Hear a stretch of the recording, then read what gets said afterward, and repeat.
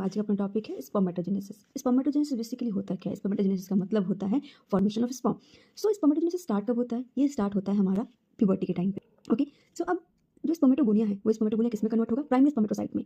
किसके through? Mitosis के through. और जो स्पर्मेटोगोनिया है उसमें डिफरेंशिएशन होगा क्योंकि डिफरेंट सेल से कोई वो डिफरेंशिएट होगी, उसके बाद वो कन्वर्ट होती है प्राइमरी स्पर्मेटोसाइट में।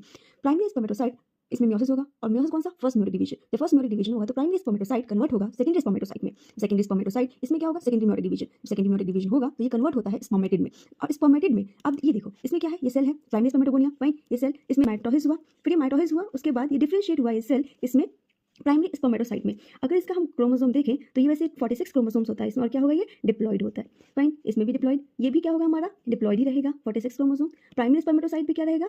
डिप्लॉइड रहेगा, फाइन। और इसमें कितने क्रोमोसोम? 46 क्रोमोसोम। जब म्योटिक डिवीजन होता है तो ये रिडक्शन डिवीजन होता है। जब रिडक्शन डिवीजन होगा तो प्राइमरी स्पर्मेटोसाइट कन्वर्ट होगा किसमें जाएगा? Haploid, 23 chromosome, fine.